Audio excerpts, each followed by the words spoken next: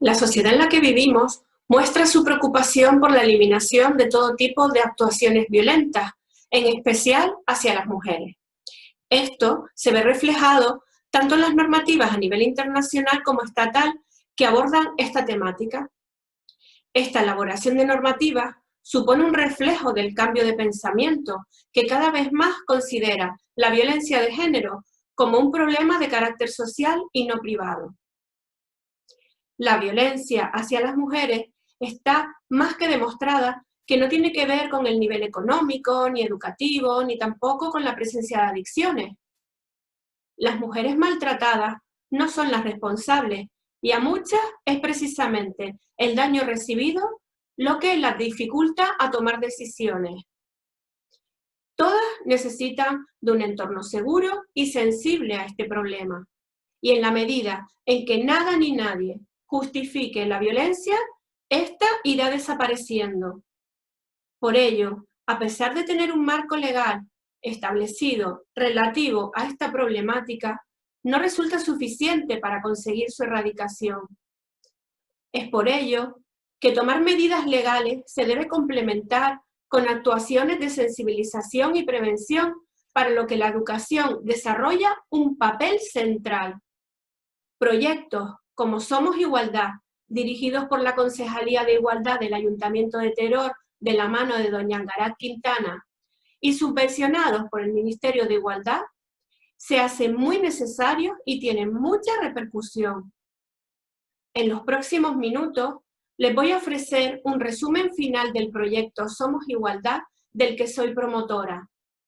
Con este proyecto y su resumen online final, que recoge aspectos más importantes que expuso cada panelista, se pretende que sirva como medio para la sensibilización y prevención de la violencia de género, incidiendo mucho más allá de la denuncia y los sistemas de protección, en el ámbito de la prevención y de la violencia hacia las mujeres.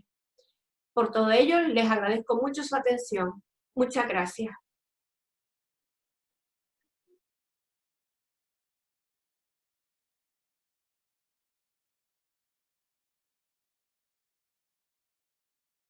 Básicamente los valores a mí me gusta decirlo que son como una especie de pintura, una especie de cuadro, una especie de obra de arte de mucho valor, porque valores viene de la palabra actio, que significa algo valioso, estimable, digno de honrarse, ¿no? Entonces es muy importante que sepamos con qué valores nos han ido pintando o nos hemos ido dejando pintar en esta sociedad, para ver qué obra de arte somos. Es verdad que muchas veces esa inconsciencia y pasotismo o irresponsabilidad acerca de los valores hace que seamos una obra de arte de la sociedad, una obra de arte pintada expresamente por alguien, por el establishment, por el sistema económico, por los medios de comunicación, por la escuela, por la familia, por la iglesia. Al final, todo nos empieza a dar pinceladas de valores. Por eso es muy importante que analicemos qué tipo de colores, yo suelo hacer el símil, valor, color, qué tipo de valores y colores llevo puestos. ¿Por qué? Porque al final estos valores que llevemos puestos los mostramos a las demás personas a través de diferentes acciones. No solo el lenguaje, que es lo que vamos a tratar hoy, sino de cada una de nuestras acciones, de cada movimiento, de cada objetivo que nos propongamos en la vida. Todo va a llevar siempre una especie de ADN, un poquito de una pigmentación de un determinado valor o de varios valores, ¿no? Me gusta trabajar o tratar los valores desde el punto de vista del estoicismo, porque es verdad que ellos, los filósofos estoicos, los llamaban virtudes, pero no todos los valores eran considerados virtudes. Ellos establecían la prudencia, la justicia, la fortaleza y la templanza. Si tienes esos 4 valores en tu vida o interiorizados, se supone que llegabas a una especie de paz, de calma y te podían llevar a lo que cada persona considera la felicidad. que los valores que no fueran templanza, justicia, prudencia y fortaleza pueden ser un vicio o una adicción. Porque si a mí me quitas la droga, si a mí me quitas mi reconocimiento, el valor del reconocimiento, si no me lo dejas vivir, yo me enfado. Esa es la adicción. Por lo tanto, hay que tener mucho cuidado con los valores que uno tiene, y por eso lo vamos a hacer hoy, analizar o tener en cuenta qué valores son los que tengo, porque si tú no me dejas o me quitas un poco de este color, mi reacción puede ser violenta, porque yo necesito vivir esos valores. Vemos la vida a través de esos valores. Los valores no solo manifiestan necesidades de querer vivir ese valor en concreto, sino también hay otra parte que es que ves la vida a través de valores. Si yo tengo unas gafas que son el valor de la justicia y el de la igualdad, veo justicia, busco, peleo por la justicia y por la igualdad, ¿vale? Si yo no sé qué gafas tengo y tengo unos valores, como hablábamos antes, el del reconocimiento, el de buscar a costa de todo, el respeto y el reconocimiento, todo para mí, eso puede ser muy peligroso, porque vas a pisar y cortar muchas cabezas. Si esos valores que hemos recibido, con los que nos han pintado, son acordes al contexto actual y a mis objetivos en la vida. Y eso es muy importante, porque a lo mejor estamos funcionando con valores que a nuestros padres y a nuestras madres les iba bien. Ya vamos, cómo desde siempre los valores se han inculcado de generación en generación a través de la narrativa oral, de los cuentos, de las metáforas, todo. Incluso de los dichos populares. Y parece que, sobre todo en cierto tipo de personas, todos nos lo quieren explicar con el dicho y de ahí no se puede salir. Entonces, claro, ellos les ha servido para montar, ¿no?, su realidad, pero como tú decías, nos encontramos en otro momento que seguramente desde hace 4 meses ha cambiado y no sabemos qué nos depara, ¿no?, en los próximos meses. Hay un valor, sobre todo cuando sufrimos alguna tragedia, algún trauma, los valores cambian. Lo puedes cambiar de forma consciente, como estamos haciendo ahora. ¿Cómo? Pues aprendiendo qué son los valores y teniendo conciencia de los valores, teniendo conciencia de la influencia que tienen esos valores en lo que yo pienso, digo, hago y siento. Es muy importante que los analicen, porque muchas veces en esos conflictos de valores están muchas, vamos a decirlo así, causas, ¿no? Esos valores, esa desalineación o esa incoherencia de valores provoca molestias, ¿vale? Molestias incluso a nivel existencial, a nivel de sensaciones, de malas sensaciones, ¿no? Decías a partir de estos 4 meses, ese impacto que ha supuesto el COVID-19, es que cuando hay traumas o cuando sufrimos algún trauma, nos proponemos recolocar esos valores, ¿no?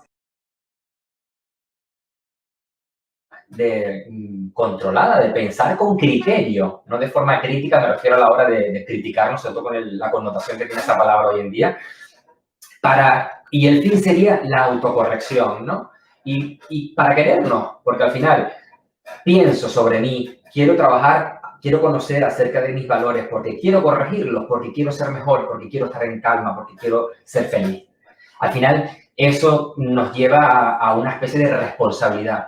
Además, creo que como seres vivos que somos y humanos, tenemos esa responsabilidad, la de conocernos, conocerse cada persona, porque al final, si yo quiero relacionarme contigo, primero tengo que saber quién soy yo. Y muchas veces los conflictos que tenemos en esta sociedad es que no sabemos quiénes somos. Funcionamos con unos valores que a lo mejor en estos momentos de la sociedad ya no son útiles. Y por lo tanto yo estoy funcionando contigo y puede generar conflicto de valores. Y ese conflicto de valores al final se externaliza pues, a través de la violencia física, verbal, psicológica, todos los tipos de violencia. Por eso es muy importante entrar a conocerse. Y los valores es un buen modo de empezar a conocerse para ver de qué estoy hecho. El proceso. Creo que es muy importante que sepamos qué valores vivimos, qué valores tenemos, qué valores nos han pintado, porque esos valores nos van a permitir pensar y emitir juicios de la forma más justa posible. Es, al final, saber qué valores tengo para ver cómo pienso, cómo siento y comprender esas emociones que nos provoca el vivir o no vivir un valor. Es verdad que he dicho que cuando uno no vive un valor siente una sensación de temor, de miedo, pero cuando lo vive siente una positiva, siente la sensación positiva de que está viviendo un valor, ¿no? Por eso es muy importante saber qué valores, para pensar con criterio, para cuando vea por la calle que alguien está ejerciendo violencia sobre otra persona, tenga el valor de la justicia fresco, sepa lo que es justo, lo que no es justo, porque si no sabemos qué es el valor de la justicia, se generarán situaciones de violencia en la calle y no reaccionaremos. Y los valores, si algo tienen, es que nos organizan moralmente. Es parte de la ética. Nos dicen cómo vivir en sociedad y de una forma más justa, ¿no? Yo creo que es muy importante que establezcamos que esos valores nos llevan a pensar de forma más justa, más clara y ver la vida de ese modo y actuar de ese modo. Pero si los valores que tenemos son de los años 80 y vivimos y vemos la vida a través de esos valores, los conflictos van a ser tremendos. Lo vas a sufrir en tus propias carnes, pero es que cuando ves situaciones de violencia que antes estaban hasta bien vistas, quiero decirlo, pero porque eso eran los valores que se transmitían, hoy en día no podemos permitir determinadas situaciones. Hay que refrescar, hay que autocorregir los valores que tenemos para llevar una vida más plena, más justa, más feliz. Todos y todas.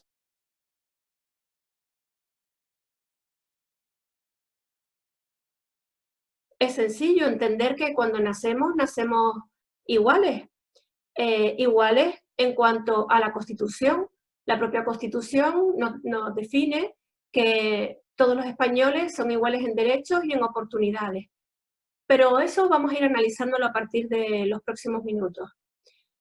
Realmente nacemos diferentes en cuanto a nuestras características biológicas. Y ahí es donde único cabe entender que sí, que tenemos que ser diferentes y que lo somos. El hombre nace con una base cromosómica XY y la mujer XX. Y bueno, no he descubierto la pólvora yo con nada de esto. Si bien cabe destacar que el género es una característica socioculturalmente aprendida, que es variable a lo largo del tiempo y del espacio y que se puede modificar constantemente. ¿Y saben qué? Esto del género, cuando nos llega a las personas, acabamos de decir que nacemos iguales. Sin embargo, desde que estamos en la espera en nuestra familia, desde que se está haciendo esa preparación del nido, ¿no? Esa que llaman la preparación del nido, en la que va a llegar a la familia pues un bebé, pues ya empiezan a crearnos y a prepararnos un camino de género, un camino en el que eligen unos colores para la habitación, eligen un tipo de ropa, un tipo de juguetes, y ahí ya nos están marcando como personas con un género. Así que es sencillo entender que cuando hablamos de sexo hablamos de unas diferencias biológicas y que cuando hablamos del género hablamos de unas desigualdades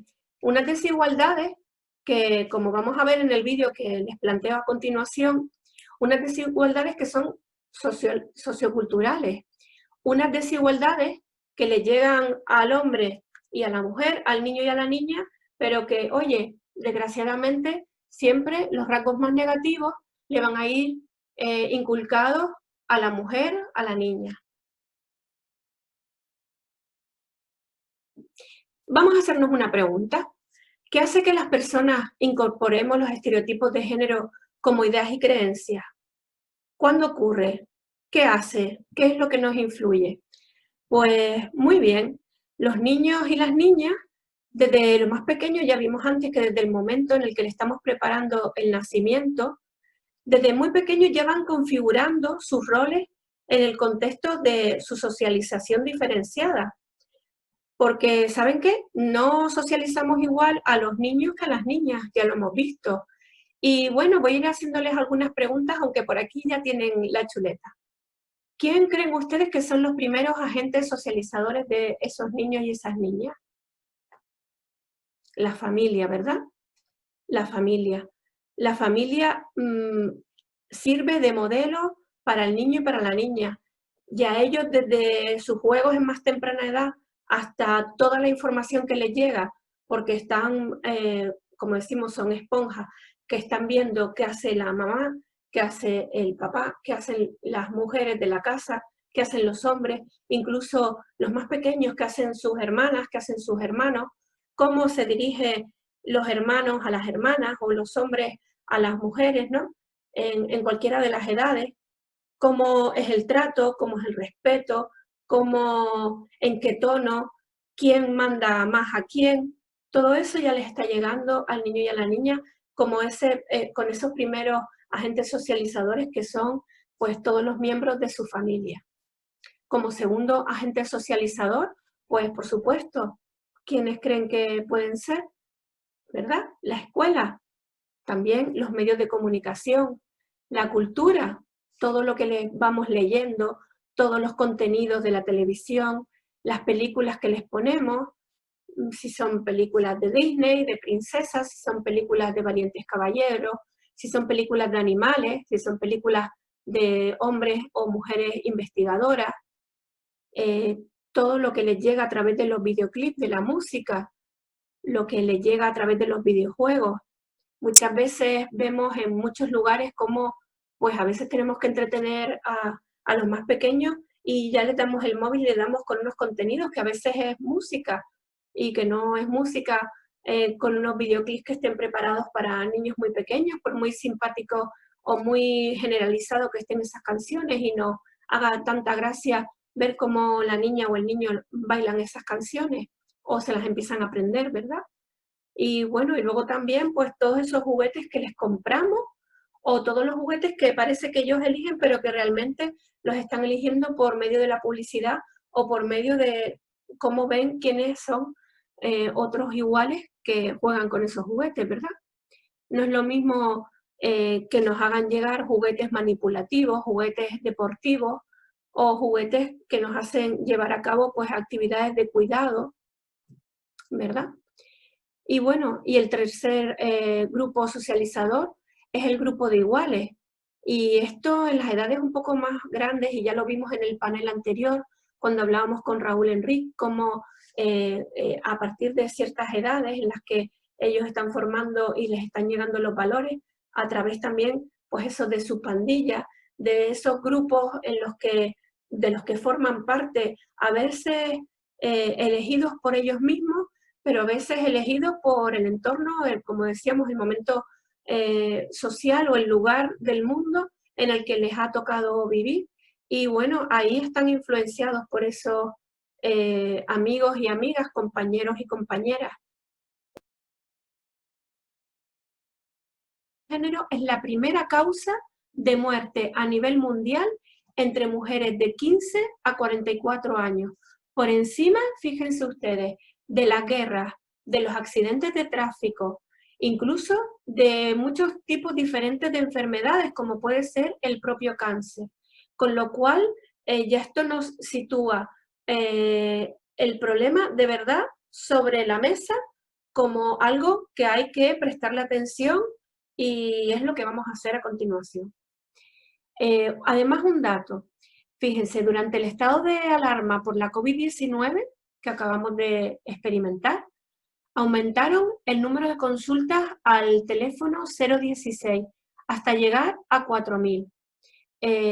Hasta el año pasado, en el mismo periodo del año, solamente se habían llevado a cabo unas 1.400 llamadas menos, unas 3.000. ¿Qué nos está diciendo esto?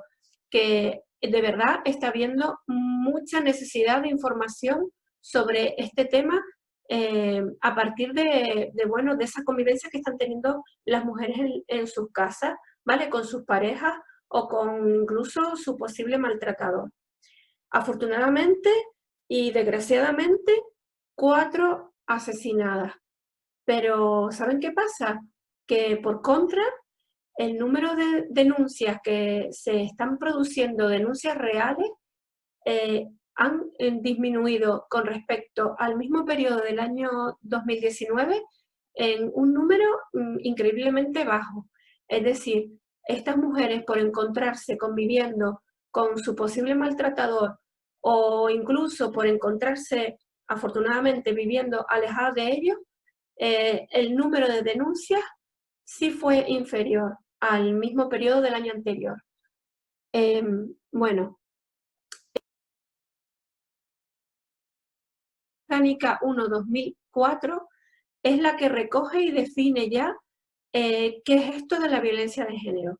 Y dice lo siguiente: es todo acto de violencia sometido por la pertenencia al sexo femenino que tenga o pueda tener como resultado daños, sufrimiento físico, sufrimiento sexual o psicológico para la mujer. La amenaza con tales actos, la coacción y la privación arbitraria de la libertad, tanto si se produce en la vida pública como en la vida privada. Habla de la violencia física y engloba todo eso que tiene que ver con empujar, con perseguir, con llevar a cabo quemaduras, con simular estrangular, y parece que es un juego, pero ahí juegan con ese pasada de rosca que puede ser simular estrangular y bueno, dar patadas. Y bueno, ya en el caso extremo, como decíamos, el homicidio. También tenemos que aprender a reconocer lo que es la violencia sexual, tanto las relaciones sexuales no consentidas en parejas estables como en parejas no estables, prácticas sexuales no deseadas, no convenidas, sabiendo que a ella no le gustan o no me la está consintiendo, pero la llevo a cabo. El hecho de, durante la relación sexual, humillar, despreciar, golpear, ¿vale? Nos vamos a la violencia psicológica. Tienen que ver todos esos aspectos como pueden ser infravalorar su trabajo o sus ingresos, transversal los argumentos para que ante cualquier situación que ocurra, ella parezca la culpable de todo lo malo que pase. A veces incluso cuando son cosas impredecibles, ¿vale? Cosas que ocurran en la familia, en la pareja o cosas que le ocurran a ella. El acto de burlarse de ella, tanto si se hace en público como en privado. Siempre que menospreciamos o se menosprecia, se burla a la niña, a la mujer, a la pareja. Seguimos con esos tipos de violencia y hablamos, por ejemplo, de la violencia económica. Y sí, también ocurre cuando en la pareja formal o no formal, se miente sobre los ingresos que se tienen para que nos parezca que ella, no teniendo esa información, pues podemos mantenerla sumisa, haciéndole creer pues que no se encuentra en una posición cómoda y no podemos estar llevando a cabo pues unos gastos que pueden parecer unos lujos que no se pueden tener. El acto o el hecho de endeudarse o vender pertenencias sin consentimiento de ellas, a costa de eso que decíamos, no nos encontramos bien económicamente y por eso pues esta cosa que has heredado o esta cosa que tienes, pues la vendo y no te hago partícipe de esta situación. El hecho de administrar su salario, impidiéndole acceder a sus propios recursos. ¿Cuántas veces pues oímos casos de mujeres en las que ellas llevan a cabo sus horas de trabajo y cuando llegan con el salario tienen que entregarlo para que él sea quien lo administre, ¿no? Su pareja. Ya les digo, formal o no formal. La violencia social.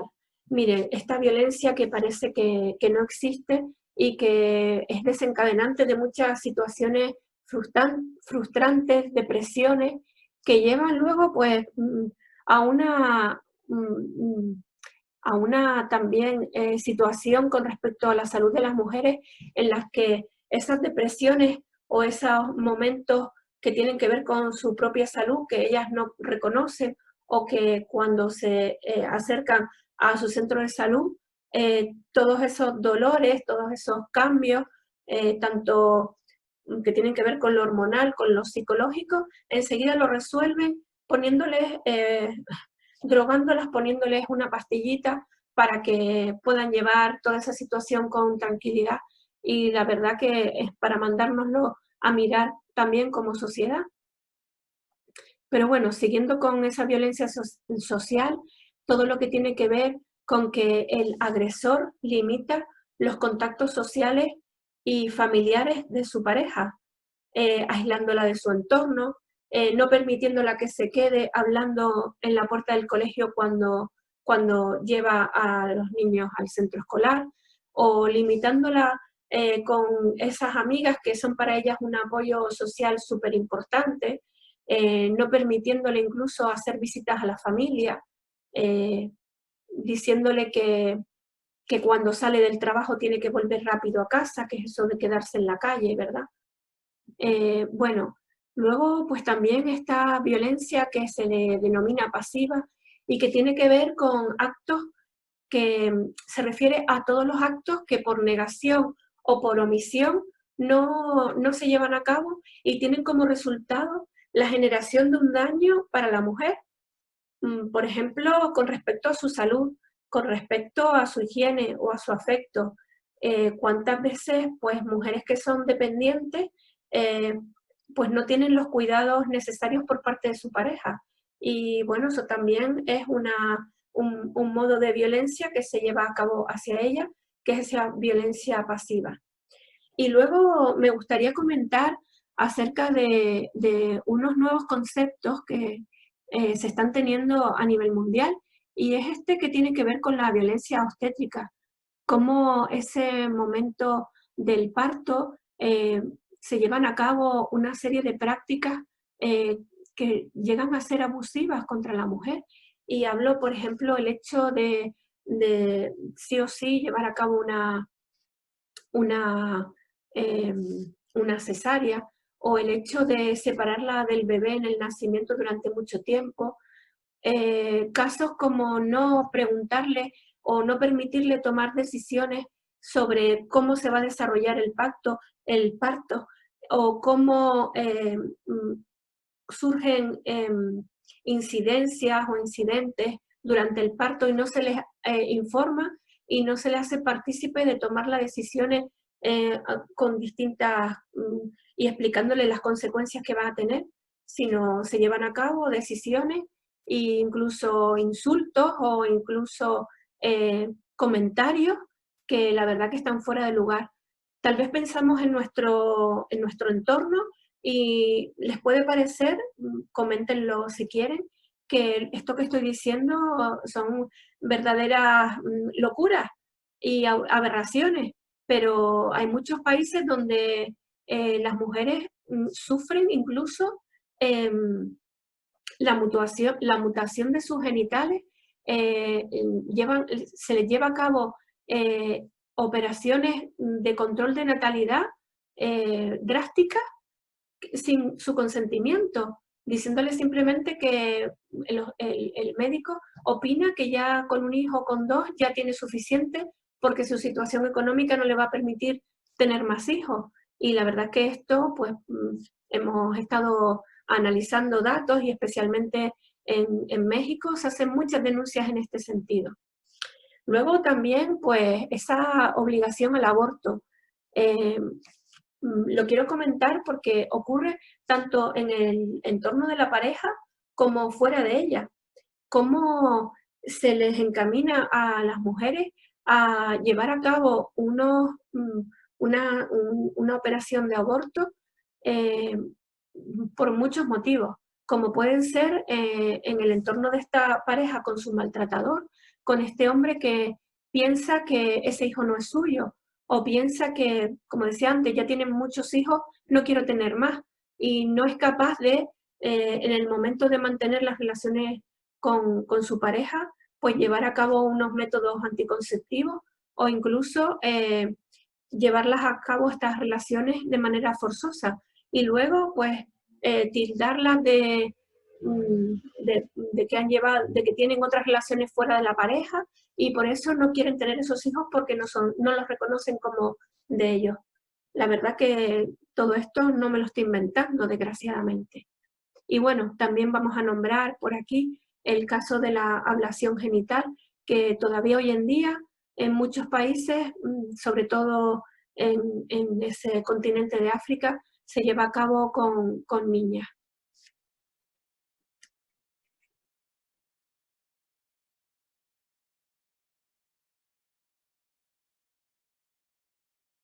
Vamos a justificar por qué es importante y por qué en este momento me encuentro yo hablándoles de esto que es el lenguaje inclusivo. Porque una concejalía de igualdad destina todo su esfuerzo en formar a la población en el uso del lenguaje no sexista. Pues miren, para empezar, uno de los mecanismos de las políticas públicas de igualdad de género que propone el Gobierno de Canarias en la Ley 1/2010 es la siguiente: lenguaje no sexista e imagen pública en medios de comunicación social y publicidad, en el artículo 10. Y este artículo 10 dice lo siguiente: el Gobierno de Canarias garantiza un uso no sexista del lenguaje y un tratamiento igualitario en los contenidos e imágenes que utilice en el desarrollo de sus políticas. Para ello, promoverá la adopción de códigos de buenas prácticas con la finalidad de transmitir los valores de igualdad entre mujeres y hombres. Como ven, este artículo 10 está acompañado de otra serie de artículos interesantes e importantes, pero es que además, desde el Ayuntamiento de Teror, en el primer Plan Municipal de Igualdad de Oportunidades entre Mujeres y Hombres, que fue aprobado recientemente, tenemos entre sus ejes y objetivos de trabajo los dos siguientes que voy a recalcar. El A, prevención y sensibilización en materia de violencia de género desde todos los ámbitos. Y en concreto, la acción A3, que dice generar medidas para sensibilizar a la población de Teror sobre la violencia de género. Y en el objetivo B, transversalidad de género aplicado a todos los agentes sociales a través de un compromiso político y técnico, pues tiene estas dos acciones, la B1 y la B2, que son las siguientes. B1. Promover la perspectiva de género a través de prácticas que incorporen la igualdad efectiva en todas las áreas de la administración local. Y también la B2, aplicar la perspectiva de género en los contenidos que parten de los organismos municipales, todos los documentos públicos, la intranet, la página web, los comunicados de prensa, la cartelería, etc. Como ven, hay una implicación bastante importante en, digamos, hacérselo mandar a mirar, ¿no?, el propio ayuntamiento, pero también en llevar a cabo estas políticas de prevención y sensibilización a la violencia de género. Y como saben, un objetivo o un medio por el que este proyecto quiere conseguirlo es a través del uso y hacernos responsables de un uso no sexista del lenguaje. El sexismo lingüístico es el uso discriminatorio del lenguaje que se hace por razón de sexo. El sexismo no está en la lengua en sí misma, sino en los usos que hacemos de ella, los cuales, claro, al ser reflejo de la cultura androcéntrica en la que vivimos, muestran que el sexo comúnmente más discriminado es el femenino. Una manera de advertir este sexismo consiste en aplicar la denominada regla de la inversión, que consiste en probar si el texto, si los comentarios que se están haciendo, si la conversación que se está teniendo funciona de la misma manera al sustituir los términos femeninos por los correspondientes masculinos y viceversa.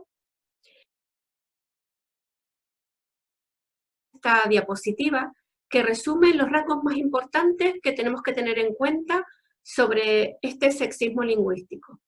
Miren, por un lado, el sexismo, como ya hemos comentado, realmente no está en la lengua en sí misma, pero sí en los usos que hacemos de ella. También hay que tener en cuenta que una de las cuestiones más polémicas relacionadas con el sexismo lingüístico proviene de la confusión que se hace entre sexo y género gramatical, porque el funcionamiento que tiene el género gramatical en español afecta en muchas ocasiones también al sexismo lingüístico. Por ejemplo, mientras el femenino posee un uso restrictivo, únicamente puede emplearse referido a las mujeres, el género masculino posee un doble valor. Por un lado, específico, el género masculino puede estar referido solo a los varones. Por ejemplo, en esta frase se entiende muy bien. El presidente del gobierno de Canarias inauguró el acto. Sin embargo, también puede tener otro significado genérico que engloba tanto a mujeres como a hombres. Los españoles son iguales ante la ley. Este genérico afecta a la visibilización de las mujeres y resulta problemático en muchas ocasiones, pues produce constantes ambigüedades. Por ejemplo, si una persona dice, mis hermanos van al cine los miércoles, pues mira, con eso, solo con eso, es posible saber si la palabra hermano incluye solo a hermanos varones o también incluye a mujeres. Entonces, en el caso en que estén incluidas, ¿qué es lo que ocurre? Pues que no queda claro y que realmente están ocultas. Por tanto, se hace necesario evitar, siempre que sea posible, el masculino genérico. Porque nuestra lengua nos permite un margen de movimiento en el que también nos ofrece una serie de recursos que vamos a ver a continuación. Por ejemplo, el uso de los sustantivos genéricos. Podemos utilizar víctima, personaje, porque no contravienen el principio de la economía del lenguaje, con el uso del desdoblamiento del femenino y el masculino, porque es posible el uso de los sustantivos colectivos, como alumnado, profesorado. Solo utilizaremos la duplicación, por ejemplo, para indicar la presidenta y el presidente, o la clase política, el alumnado, cuando, ¿saben qué? Cuando no encontremos mejor opción. Porque no podemos olvidar que el principio fundamental del lenguaje es que la comunicación sea efectiva. Por ello, sepan que es preferible usar un término más a que el mensaje resulte, como ya hemos visto, equívoco o sexista.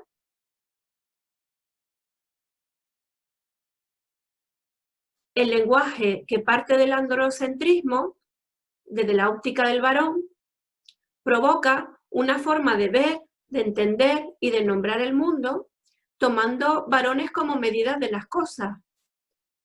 También porque la lengua, que es una construcción cultural, transmite o modifica la realidad que las personas conocen. Y claro, si el mensaje transmite ideas, pensamientos, sentimientos o información, no podemos permitir un machismo del lenguaje. Y porque también el lenguaje transmite ideología y las relaciones de poder. Y no podemos permitir pues esas relaciones de poder en las que el hombre o simplemente no haya una igualdad en esas relaciones comunitarias.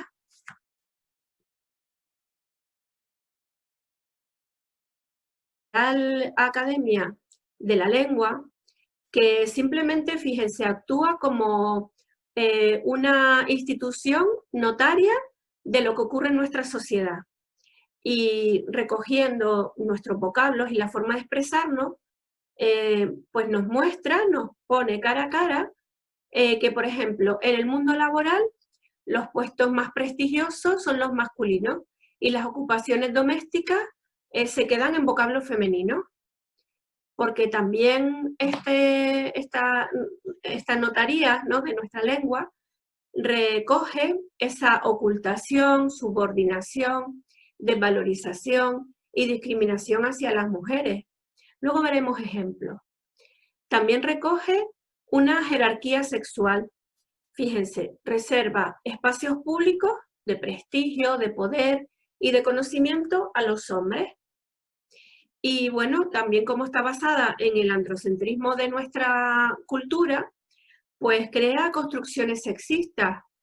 Y también a veces se provoca o se manifiesta resistencia para incorporar soluciones incluyentes.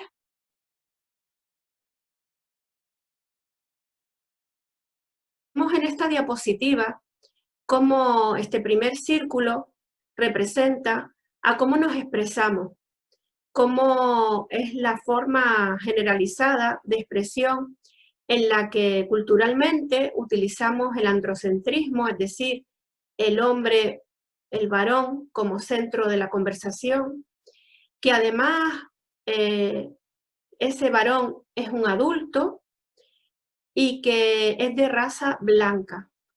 A partir de ahí se construye pues todo este discursos y todas estas comunicaciones, tanto escritas como habladas, como desde la publicidad. ¿Qué busca el lenguaje inclusivo? Pues aquí vemos cómo el lenguaje actual, el que no es inclusivo, deja fuera pues a toda esa comunidad de migrantes, ve de manera peyorativa a los mayores, al colectivo LGTB, también, como hemos visto durante esta charla, a las mujeres y de una manera también generalizada a la infancia, tanto a los niños como a las niñas. ¿Qué busca el lenguaje inclusivo? Pues precisamente eso, la inclusión, que hablemos de una manera libre, utilizando palabras, frases o tonos que reflejen visiones prejuiciosas, estereotipadas o discriminatorias de personas o grupos. Es un lenguaje que no excluye deliberadamente ni inadvertidamente a algunas personas de ser vistas como parte de un grupo. Además, el lenguaje inclusivo nos aporta rigor, palabras más cercanas propuestas por las personas protagonistas y especialistas en cada colectivo. Aporta respeto y dignidad para todos y todas. Aporta información más precisa, ya que no usando palabras estereotipadas o no precisas o confusas, estamos haciendo que quien se está tratando de informar se forme una imagen más completa y más certera de la situación.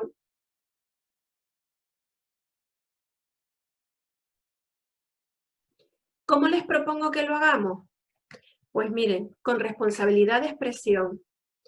Pasar de la libertad de expresión a la responsabilidad de expresión para llegar a una verdadera libertad real colectiva. Porque ¿saben qué? No se trata de censurar ni de imponer un único discurso. Eso ya lo hacen los estereotipos de género. Se trata de que apliquemos una expresión consciente y comprometida cada vez que vayamos a generar un nuevo discurso. ¿Y cómo lo podemos hacer? Pues miren, podríamos detenernos a pensar, ¿estoy reforzando un modelo limitante? ¿Estoy perpetuando un modelo que perpetúa estereotipos de género?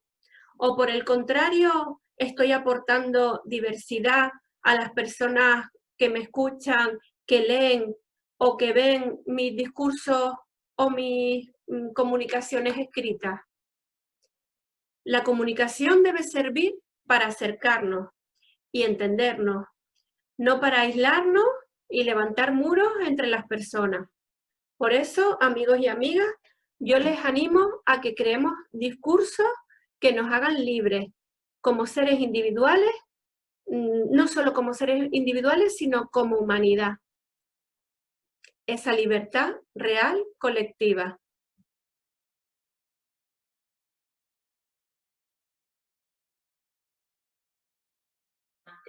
Actividad que está regulada por ley. Está regulada a todos los niveles, a nivel nacional, a nivel internacional, incluso tocando en la parte de lo que son los derechos universales. En concreto en España tenemos la Ley 22/2005 de 29 de diciembre, que regula, es una normativa en concreto sobre la publicidad, y en su articulado encontramos cosas tan importantes como esta, ¿no? La normativa actual prohíbe la publicidad que presenta a las mujeres de forma vejatoria o como objeto. Aquí ya vamos entrando un poco más en lo que es la parte que interesa a la perspectiva de género, y vemos como efectivamente esa normativa ya nos pone una cortapisa. O sea, no vale todo a cualquier precio, no vale pensar en los jóvenes consumidores, independientemente de su edad, o en los niños, en las madres de los niños, a cualquier precio, sino que hay que ir ya poniendo una serie de cortapisas a esos mensajes e intentando dar una serie de valores relacionados. Y esa misma ley, la 22/2005 del 29 de diciembre, establece expresamente una serie de prohibiciones, y de ahí he querido destacar estas, ¿no? La realización, emisión y exhibición de anuncios publicitarios que presenten a las personas como inferiores o superiores en dignidad humana porque sean hombres o porque sean mujeres o por otra identidad sexual. O también prohíbe el expresar o el considerar a esas personas como meros objetos sexuales. Y aquí sí que les puede venir a la cabeza más de un anuncio publicitario, pues de algunos sectores que se dan especialmente a esto. Se me ocurre, por ejemplo, los coches, en que aparece al lado una señora, generalmente ligera de ropa, y te planteas qué es lo que te están vendiendo, porque si te están vendiendo un coche, ¿a santo de qué viene la señora al lado, no? Pues un poco los tiros van por ahí. También prohíbe aquellas campañas que justifiquen o banalicen la violencia contra las mujeres o inciten a practicarla. Y en los estereotipos me interesa destacar un poco los estereotipos de género, porque a la hora de entender la publicidad desde la perspectiva de género hay que tener en cuenta lo que he pretendido resumir un poco aquí. Son imágenes simplificadas que atribuyen unos roles fijados sobre unos comportamientos concretos o normales que se entienden así entre las personas, y que se atribuyen a esas personas porque son de un sexo determinado. Entonces, pues por ejemplo, durante muchos años hemos entendido que la encargada de limpiar en casa era la mujer. Entonces hay determinados productos que siempre utilizan mujeres en sus campañas publicitarias, siempre. Y las que toman las decisiones son mujeres siempre en esas campañas publicitarias. Ese es un estereotipo de género que está muy ligado a muchos productos y servicios, ¿no? Como por ejemplo este que les acabo de comentar. Y estos estereotipos de género se aplican a hombres y a mujeres. Yo les acabo de poner un ejemplo de un estereotipo que se aplica a una mujer, pero saben que hay otros estereotipos que se aplican a los hombres, ¿no? Pero fíjense qué curioso lo que pasa en publicidad y lo que pasa en marketing. Los estereotipos que normalmente se aplican a los hombres son, por ejemplo, estos que nombro aquí: poder, fuerza, estatus, autoridad, entre otros, ¿vale? Y los que se aplican a las mujeres son del tipo dependencia, debilidad, irracionalidad, superficialidad. Fíjense como ya hay un sesgo importantísimo en este tipo de estereotipos que, valga la redundancia, que se encuentran en la publicidad. Porque los que se aplican a los hombres tienen un marcado carácter positivo. Se les considera fuertes, con autoridad, con estatus. Y fíjense, sin embargo, en los que se suelen aplicar a las mujeres, ¿no? Son todos negativos o implican cuestiones negativas, ¿no? Entonces vemos como en la publicidad hay un campo de abono increíble precisamente para las cuestiones de género en lo que es el desarrollo de las campañas, ¿no? Algo está cambiando, pero no del todo. Algo nos queda por hacer. Parece que todavía bastante camino tenemos que andar, y que aquello que pensábamos que era cuestión del pasado, está claro que algunas cosas hoy no se publican como tal, pero seguimos teniendo muchos estereotipos y muchas acciones que son, la verdad es que bastante cuestionables si atendemos a una perspectiva de género y de igualdad. No en vano, y fíjense en el dato, la Organización de Consumidores y Usuarios, Facua, en 2019 creó un premio, Es Profeso, para denunciar las desviaciones de género en los contenidos publicitarios. Y el premio consiste en elegir el, comillas, peor anuncio del año. Lo hicieron expresamente para hacer hincapié en esos anuncios que se siguen publicando, en ese contenido publicitario que se sigue publicando, que deja bastante que desear desde el punto de vista de la perspectiva de género. Precisamente a raíz de todas estas cuestiones nos encontramos con que a las agencias publicitarias nos hacen pues, un catálogo de recomendaciones para que no caigamos precisamente en esos estereotipos ni estemos defendiendo acciones o imágenes que al final lo que vienen es a, digamos que empeorar la situación con respecto a las perspectivas de género. Y me pareció interesante traer esas recomendaciones a este panel, aunque están, digamos que hechas especialmente para agencias publicitarias, porque me parecen tan importantes y tan generales que creo que no solamente deberían hacerse a las agencias publicitarias, sino también en general a la población y en concreto a aquellas personas que de una forma u otra emitan contenidos hacia los demás, ya sea a su grupo de amigos, o publiquen un blog como algo que les guste, o en sus opiniones a través de las redes sociales, que luego hablaremos de la marca personal 2.0.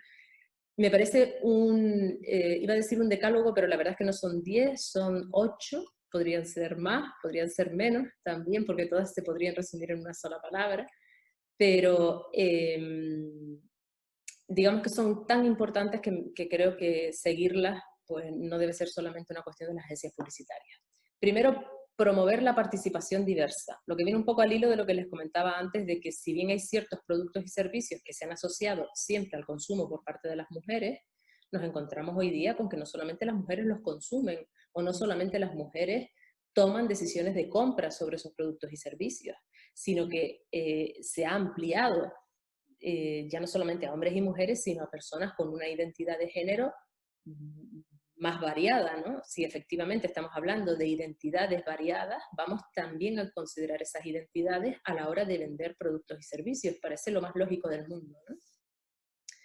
Otra recomendación es la de eliminar los prejuicios. Es que les digo, es que son recomendaciones tan generales que no solamente para las agencias publicitarias. Por favor, sí, eliminemos los prejuicios. No prejuzguemos, no pensemos que porque las mujeres durante mucho tiempo estuvieron haciéndolo, son las únicas que van a cocinar en sartenes. Entonces no nos circunscribamos a mujeres a la hora de utilizar modelos para una campaña publicitaria o para emitir una información de cualquier tipo, ¿no? Implementar mensajes positivos, sobre todo en personas del ámbito LGTBIQ+, o Q+. ¿Por qué sobre todo en personas de este ámbito? Pues precisamente porque como no existe esa gran diversidad, me refiero real, o sea, seguimos encontrando sesgos de género y estereotipos en los mensajes que se publican actualmente, hay colectivos que son especialmente vulnerables delante de esa realidad. Y por eso hay que tener a esos colectivos especialmente en cuenta, porque la diversidad de género es muy amplia. Y no podemos seguir pensando solo en las claves en las que han estado pensando los seres humanos a lo largo de siglos, ¿no? Cumplir con la legislación. Es que parece tan básico, pero es que no se hace. Hay normativas europeas que obligan a los países de la Unión Europea a desarrollar legislación para cumplir con ellas mismas y no se desarrollan las leyes. Hay leyes que parece que son más leyes que otras, cosa que no debería ser. Analizar y detectar sesgos de género en las empresas y en sus productos y servicios. Y digo más, denunciarlos. Denunciarlos o hablar de ellos o poner una queja cuando detectamos efectivamente un sesgo en este sentido, ¿no? Diagnosticar las desviaciones, porque nosotros mismos podemos caer porque nos han educado así o porque lo estamos oyendo constantemente en el error de emitir una información o dar una imagen que no tiene en cuenta la perspectiva de género. Pues detectémosla e intentemos corregirla, ¿no? Apostar por temáticas proactivas con contenidos positivos, lógicamente, porque además es más enriquecedor hacerlo así que lo contrario, ¿no? Y aquí está el gran desafío, ¿no? Hacerlo sin perder eficacia y creatividad.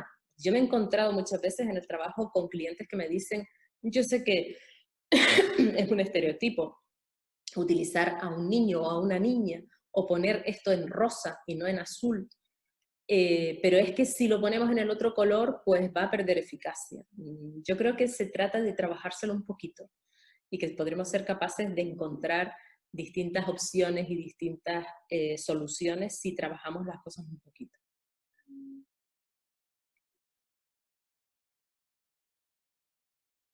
Les invito a que se hagan la pregunta: ¿qué imagen doy de mí mismo o de mí misma en las redes sociales? Y sobre todo, ¿a quién le importa? Como dice la canción.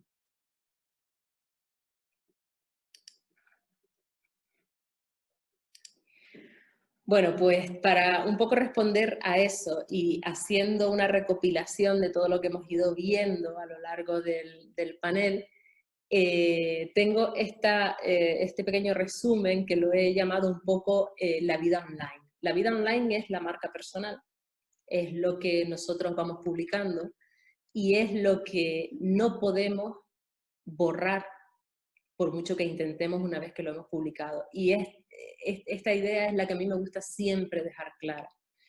Nosotros podremos borrarlo de nuestro muro, pero desde el momento en que ha estado en la red, incluso aunque no nos conste que haya tenido ningún tipo de interacción, ya eso no nos pertenece. Pertenece al mundo de Internet, nos lo podemos encontrar donde no nos imaginamos. Y aunque nosotros lo borremos y le digamos a las personas que comentaron o que compartieron que hagan lo propio, eso se ha escapado de nuestras manos. Por eso tenemos que ser tan exquisitos a la hora de saber qué es lo que publicamos, porque eso luego va a estar siempre asociado a nuestro nombre. Y es precisamente esa la gran ventaja de las redes sociales, que podemos publicar cualquier cosa, ¿no? Hay que tener siempre cuidado. La vida online surge cuando comienzo a volcar en las redes sociales lo que soy y lo que hago cada día. Y mi marca 2.0 es la recopilación de todas esas cosas que yo voy volcando en las redes sociales. Eso es publicidad, eso es marketing. Y en la medida en que yo comunico un contenido que puede ser asociado a determinados estereotipos, voy a estar dando una imagen u otra. Entonces, fíjense cómo ahora ya hemos unido todas las cuestiones de las que hemos estado hablando, ¿no? Hemos estado hablando de publicidad y de marketing, hemos estado hablando de estereotipos, hemos estado hablando de cómo ha sido tratada la mujer antes, cómo es tratada ahora. Sabemos lo que queremos y lo que deberíamos estar cambiando. Pues bien, ahora nosotros somos los protagonistas en el mundo 2.0, o también somos los protagonistas. Entonces, de nosotros depende más que nunca la imagen de marca que estamos dando de nosotros mismos, y de nosotros depende el cambiar esas tendencias que todavía a nivel publicitario o de comunicación sigue habiendo, ¿no? ¿Estás seguro de que la imagen, o segura de la imagen, de que la imagen que estás dando en las redes sociales es realmente la imagen que quieres dar? ¿Estás seguro, segura de la imagen que estás dando en las redes sociales? Y una cosa que es destacada es que importa a mucha gente lo que estás haciendo en las redes sociales, pero ¿saben qué? A quien más le importa es a ustedes mismos, porque ustedes son los que van a convivir con esa imagen que están dando en las redes sociales. Y eso es lo más importante.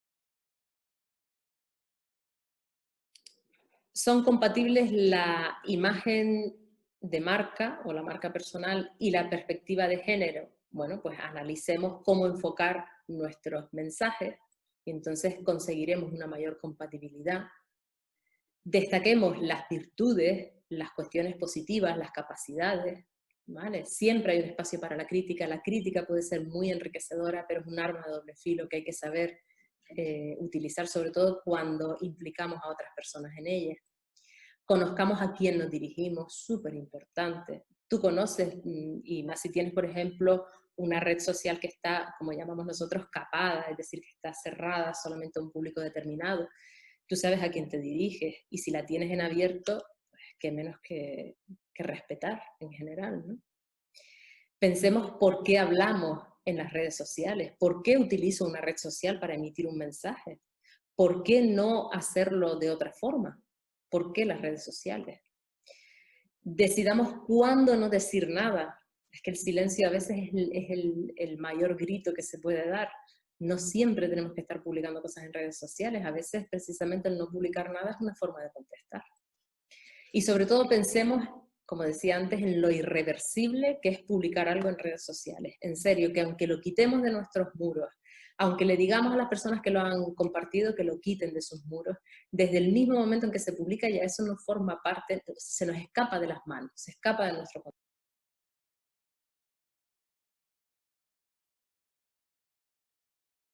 Que pues viene, pues claro, fundamentalmente por el aprendizaje.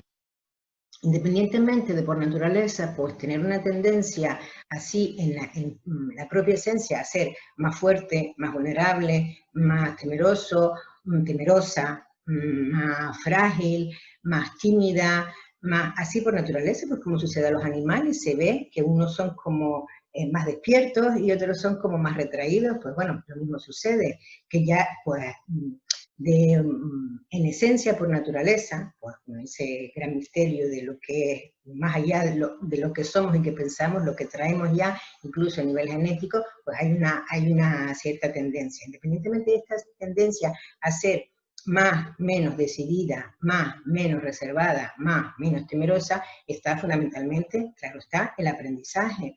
Tiene que ver mucho cómo se desarrolla la personalidad, con los modelos que se tienen, el contexto en el que se crece. Fundamentalmente tiene que ver con el papá y la mamá.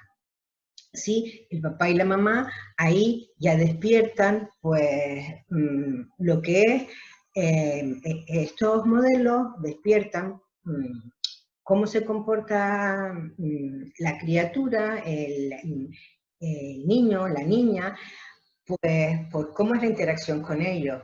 Ahí, pues teniendo en cuenta los modelos, pues se despierta la capacidad de decisión, el ser más menos reservada, el ser más menos fuerte, el ser más menos organizada, ser rígido, tener una estructura en la manera de llevar las cosas, ser más disciplinada, menos disciplinada, ser más compasiva, ser más sensible. Ahí con los modelos que se tienen, imitando a papá, imitando a mamá, por un lado, se repiten patrones de comportamiento. Veo y hago lo mismo. Y por otra parte, pues dependiendo de cómo ellos interactúen con nosotros, pues buscaremos la manera de sentirnos más queridos. Si yo soy una niña muy tímida y siempre están diciendo, porque me escucharon cantar, qué bien canta la niña, qué bien canta, pues habrá una tendencia a cantar más y a ser menos tímida, o al revés, si soy una niña que soy muy inquieta, que no para de moverse,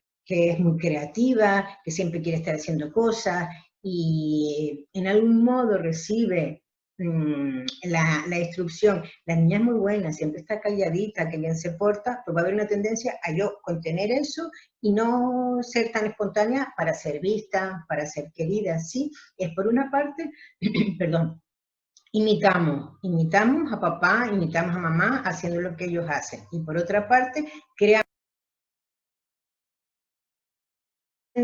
también a repetir un determinado comportamiento para sentirnos miembros del clan, como pasaba en los orígenes. Se hace lo indescriptible para no ser expulsado del clan. Entonces, si en la familia las mujeres, ya en el mismo árbol genealógico, son como muy reservadas y tienden a no mostrarse para ser reconocida, inconscientemente está en la familia y la niña va a tender a repetir para inconscientemente ser reconocida dentro del clan y no ser expulsada del clan como pasaban los ancestros, que claro, si no estás en el clan, pues es muy difícil salir adelante.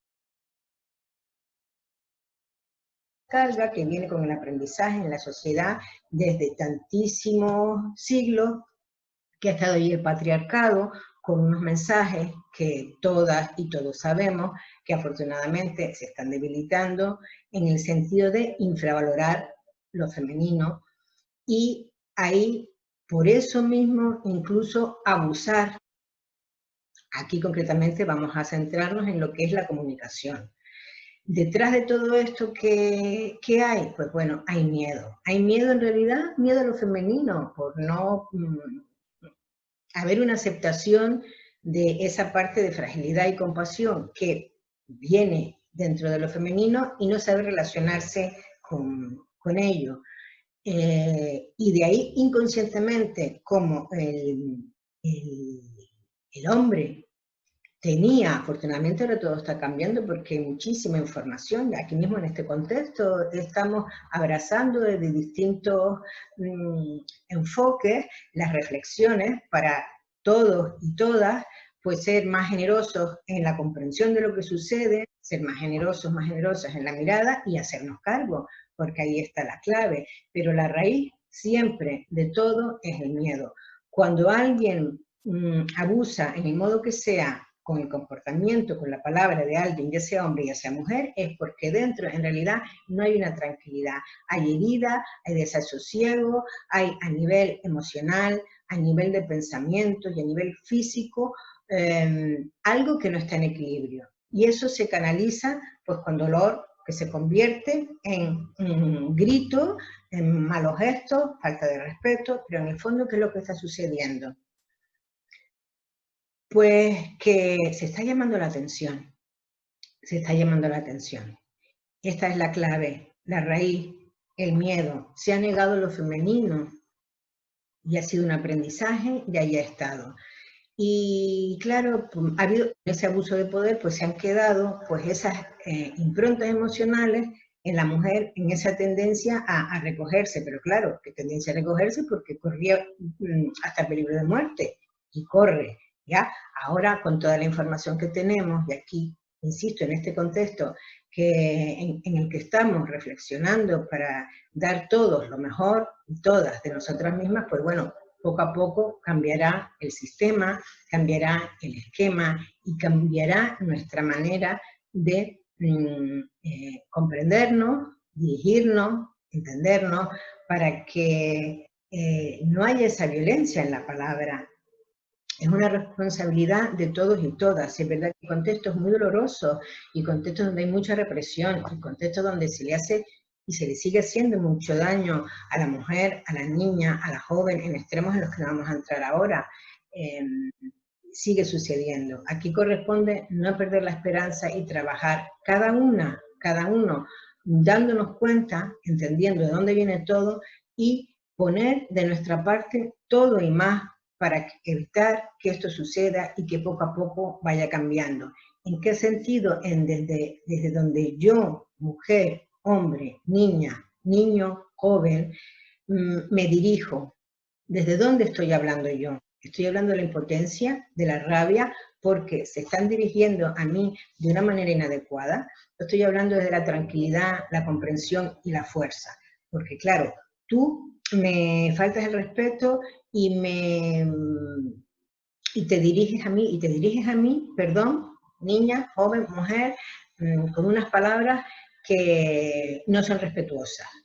Y yo puedo reaccionar encogiéndome o siendo agresiva, o puedo hacer mi trabajo de conocer desde mirándome, qué estoy sintiendo y yo misma gestionar mis sentimientos de miedo o de impotencia o de rabia o de tristeza, que ahí hay claves, evidentemente, hay muchas claves para autogestionar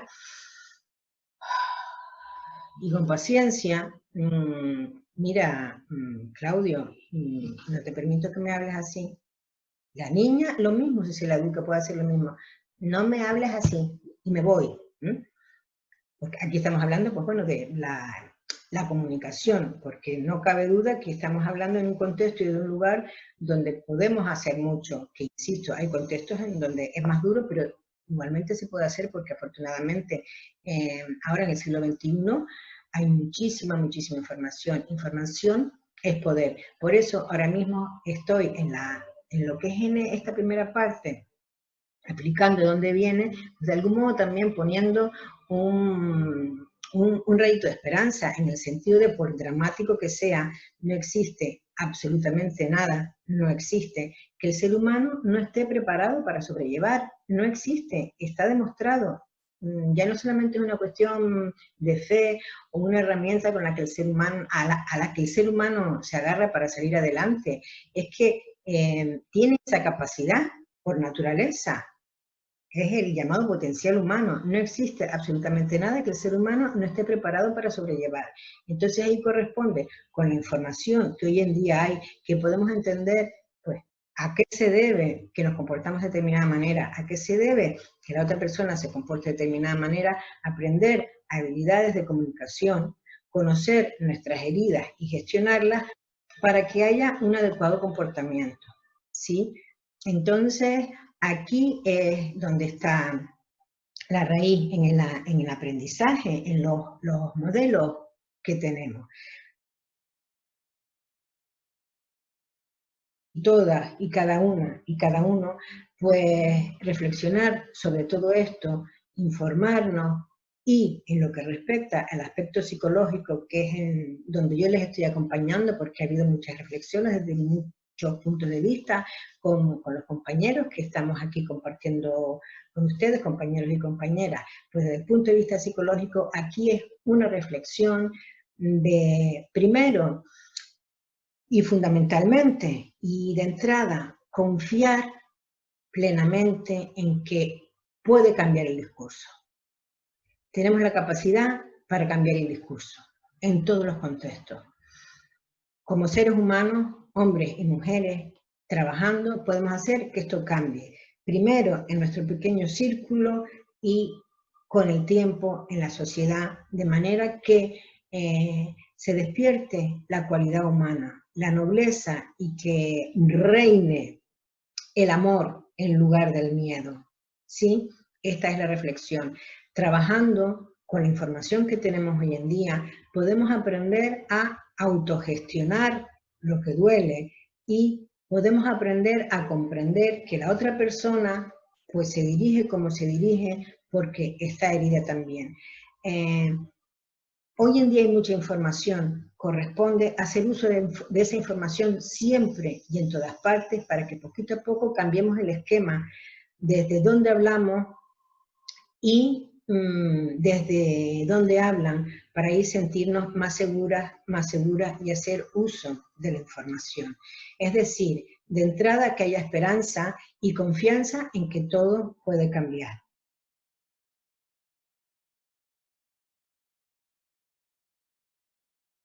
Mi nombre es Pino y quería comentarles algo acerca de estos paneles online para la sensibilización y prevención de la violencia de género, que gracias al Ayuntamiento de Teror, a la Concejalía de Igualdad del Ayuntamiento de Teror, he tenido la posibilidad de seguir. Y lo primero que tengo que expresar es mi agradecimiento, porque ha sido absolutamente positivo para mí. Me ha sorprendido muchísimo, pero muchísimo, porque soy una persona que incluso en temas de género, en temas de igualdad, me tenía como que sabía y tenía las cosas claras, y me he dado cuenta de que no, de que en absoluto, de que como creo que muchas de las personas con las que me relaciono solamente como que rascamos un poquito solo la superficie de lo que realmente hay.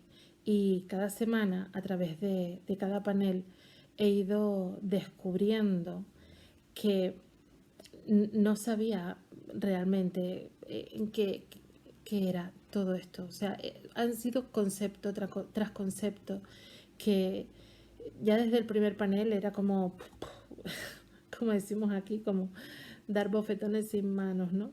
Me ha impactado profundamente.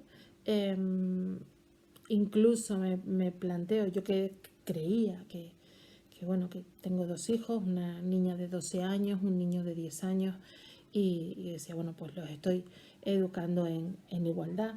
Y bueno, sí, alguna cosita, pero qué cantidad de cosas, de micro cositas que todavía hay por pulir, ya no digo en la sociedad, sino en mi misma familia, con cuántas creencias limitantes y no demasiado positivas nos han criado, ¿no? Pero generación tras generación, que como bien nos han dicho en los paneles, no es culpa, o sea, es tradición, es cultura, pero las cosas cambian. O sea, ya solo, por ejemplo, con el primer panel, el tema de los valores, es que fue increíble, o sea, conocernos, ¿no? O sea, para relacionarme, primero debo saber quién soy yo. Hacer ese trabajo interno y para realmente también luego ser conscientes de los valores que inculcamos a nuestros hijos, ya eso de por sí es que puede llevar una vida entera. Y es bueno, comentándolo con amigas, es muy complicado, porque puedes llegar a sentirte incluso culpable, ¿no? De que soy yo la que ha permitido, soy yo la que hace, soy... Y no es culpabilidad, es darnos un poco de cuenta de qué ha pasado hasta ahora y cómo podemos cambiar o cómo podemos evolucionar para ver, como nos han dicho, ver la realidad desde un punto de vista crítico, ¿no? Para emitir juicios de valor sanos. Tanto, o sea, lo tenemos tan impregnado. El tema del lenguaje no inclusivo, lenguaje, expresiones, etcétera, que es complicado y uno a veces se escucha y ahora es cuando detecta, ¿no? Cuando detecta y dice, no, no, eso no se debe hacer así. Incluso cuando los niños cuentan un chiste, te explican de han visto un meme en internet o lo que sea. No, la publicidad, sí, se ha avanzado mucho, pero todavía sigues viendo en las canciones que escuchan, en las series, etcétera, etcétera. Al cambiar el lenguaje un poco, como el lenguaje es digamos, el vestido del pensamiento, ¿no? Y el distinguir entre sexo y género. Y a mí me llama muchísimo la atención, además, también los distintos tipos de violencia. Qué cantidad de cosas que nosotras podemos dar, porque claro, uno piensa en violencia de género y piensa en ciertas cosas puntuales, ¿no? Pero tantos tipos de violencia y de cosas que a lo mejor nosotros hasta dábamos por normales, culturalmente. Desde luego me ha impactado muchísimo. Estoy muy agradecida a los panelistas, por supuesto, a la concejala de Igualdad del Ayuntamiento de Teror por estos paneles online para la sensibilización y prevención de la violencia de género. Creo que es muy necesaria esta información. Creo que son muy necesarias intervenciones como estas, porque personas como dije antes, personas como yo, que creía que estaba informada, en absoluto, solo hemos rascado la superficie. Y esto es tanto para hombres, mujeres, niños y niñas, para todo tipo de personas. Todos tenemos que saber todo lo que se ha tratado en estos paneles, porque nos hace darnos cuenta, nos hace un clic y hace que sea posible que podamos dar un paso hacia adelante y evolucionar y cambiar algunas cosas que en nuestro entorno pueden hacer que todo vaya mejor. Entonces, de nuevo, muchísimas gracias. Para mí ha sido de muchísimo valor. Me ha aportado muchísimo. De verdad, muchas gracias.